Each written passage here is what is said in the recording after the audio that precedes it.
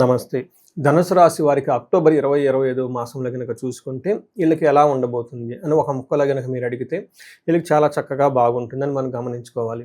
ఎందుకు అంటే ఈ ధనుసు రాశి వాళ్ళకి జనరల్‌గా చాలామందికి నాకున్న క్లయింట్స్ కానివ్వండి, మీరు గమనించుకుంటే మన శాస్త్రాల ప్రకారం ఏమని చెప్తారంటే ఈళ్ళకి అర్ధ అష్టమ శని నడుస్తుంది అని చెప్తారు. అయితే అర్ధాష్టమ శని యొక్క ప్రభావం ఈ రాశి మీద ఈ సంవత్సరం ఎక్కువగా పడలేదు. ఎందుకు కారణం అంటే దీనికి గురువు యొక్క దృష్టి మీకు ఈ రాశి మీద ఉండటంతోటి ఇది మీకు ధన ప్రవాహం ప్రకారం కానివ్వండి, మేనేజ్మెంట్ క్యాపబిలిటీ ప్రకారం కానివ్వండి, ఇంకా పిల్లలకు సంబంధించిన వ్యవహారాల్లో చాలా అనుకూలంగా ఉంది. అయితే శని ఇంకా కొంతమందికి ఇబ్బంది పెడుతున్నారు. కుటుంబాల్లో గొడవలు రావటం, భార్యాభర్తల మనస్పర్ధలు రావటము, బంధువులతో అపోజిషన్ ఎగనెస్ట్‌గా రావటం ఇవన్నీ జరుగుతూ ఉన్నాయన్నమాట. అయితే ఈ టైంలో గనక చూసుకుంటే ఎన్ని ప్రాబ్లమ్స్ ఉన్నా ధనుస్సు రాశి వాళ్ళకి అక్టోబర్ మాసంలో వీళ్ళకి నక్కతోక తొక్కారు అని చెప్పుకోవటంలో ఆశ్చర్యం లేదు. చాలా అదృష్టంగా ఉంటుంది, చాలా బాగుంటుంది. ఎందుకంటే వీళ్ళకి 11వ స్థానంలో 3 గ్రహాలు ఉన్నాయి, 10వ స్థానంలో ఒక గ్రహం ఉంది. ఇంతే కాకుండా ఈ టైంలో వేరే ఇతర గ్రహాలు కూడా వీళ్ళకి చాలా అనుకూలంగా ఉండటంతో చాలా చక్కగా హ్యాపీగా ఉందని మనం గమనించుకోవచ్చు. ఫస్ట్ ఇందులో ఉన్న నక్షత్రాలు కనుక చూసుకుంటే మూలా నక్షత్రం 1, 2, 3, 4 పాదాలు, పూర్వాషాఢ 1, 2, 3 పాదాలు, ఉత్తరాషాఢ ఫస్ట్ పాదం అంతా ధనుసు రాశిలో ఉంటారు. అంతేకాకుండా మీరు గ్రహాల యొక్క స్థితి ఇందులో మారే పరిస్థితి గమనించుకుంటే వీళ్ళకి 3వ తారీఖు, 9వ తారీఖు, 17వ తారీఖు వరుసగా శుక్రుడు, బుధుడు, శుక్రుడు, సూర్యుడు మారుతూ ఉన్నారు ఈ డేట్లలో.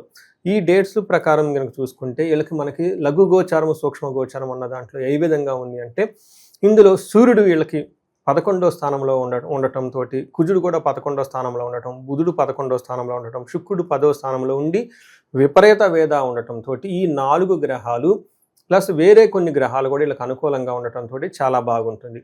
ఏ ప్రకారంగా బాగుంటుంది అంటే వీళ్ళకి విత్తలాభం, భూలాభం, పుష్టిం అని అకలహం అని చెప్తూ ఉంటారు. అంటే ఈ టైంలో వీళ్ళకి ధన ప్రవాహం బాగుంటుంది, శారీరకంగా పుష్టిగా ఉంటారు. భూలాభం రియల్ ఎస్టేట్ వాళ్ళకి కానివ్వండి, బంగారం కొనుక్కునే వాళ్ళకి కానివ్వండి, అన్నాదమ్ముల మధ్య సఖ్యత ఉండి చక్కగా ఉండే అవకాశం చాలా ఎక్కువగా ఉంటుంది. ఇంతే కాకుండా ఉద్యోగంలో ఏదైనా కనుక ప్రాబ్లం ఉంటే ఆ ప్రాబ్లమ్స్ పెద్దగా ఎక్కువగా మిమ్మల్ని ఇబ్బంది పెట్టే విధంగా ఉండవు.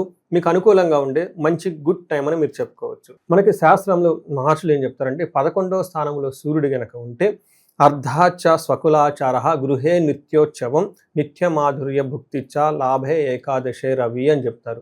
ఏకాదశిలో కనుక రవి ఉంటే అర్ధం ధనానికి సంబంధించిన వ్యవహారాల్లో, ఇంటికి సంబంధించిన ఆచార వ్యవహారాలలో నిత్యము శుభకరంగా ఉత్సాహవంతంగా ఉండే అవకాశం ఎక్కువగా ఉంటుంది. అంతేకాకుండా చక్కగా మంచి మాధుర్యకరమైన భోజనాలు తినటం, సుఖంగా ఉండటం, ఆనందంగా ఉండే ఒక మంచి టైం మీరు ఇందులో ఈ టైంలో ఉంటారు. సూర్యుడు మీకు చాలా అగ్రెసివ్నెస్ని, మంచి స్టామినా అని, తర్వాత 10 మందిలో జనాకర్షణని మీకు ఎక్కువ చూపిస్తూ ఉంటారు. అంతేకాకుండా ఈ టైంలో మీకు గవర్నమెంట్ అఫీషియల్స్ ద్వారా ఫాదర్ రిలేటెడ్ పరంగా ఉన్న చుట్టాలు, బంధువుల ద్వారా మంచి ఒక సపోర్ట్ అయితే వస్తుందని మీరు గమనించుకోవాలి.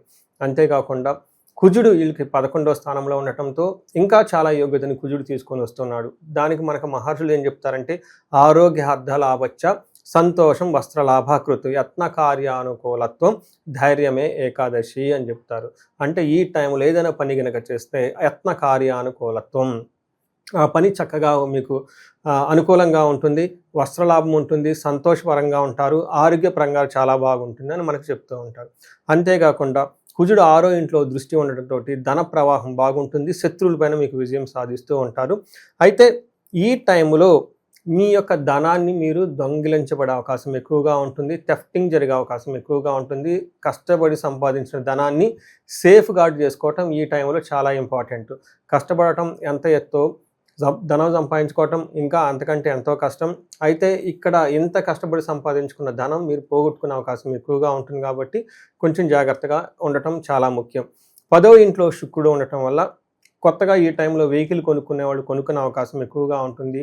మెటీరియల్ గెయిన్ చేసుకునే అవకాశం ఎక్కువగా ఉంటుంది. ఓవరాల్గా కనుక చూసుకుంటే ఈ టైంలో మీకు స్త్రీల ద్వారా ఏదైనా మనస్పర్ధలు ఉన్నా, లేదంటే శత్రువుల ద్వారా మీకు భయం ఉన్నా, ధనానికి సంబంధించిన ఏదైనా రిస్క్ ఫ్యాక్టర్లు ఉంటే ఆ రిస్క్ అనేది ఎక్కువగా జరగకుండా మిమ్మల్ని ప్రొటెక్ట్ చేస్తుంది కొంతకాలం ఈ శని యొక్క శుక్రుడి యొక్క విపరీత వేద ఉండటంతో.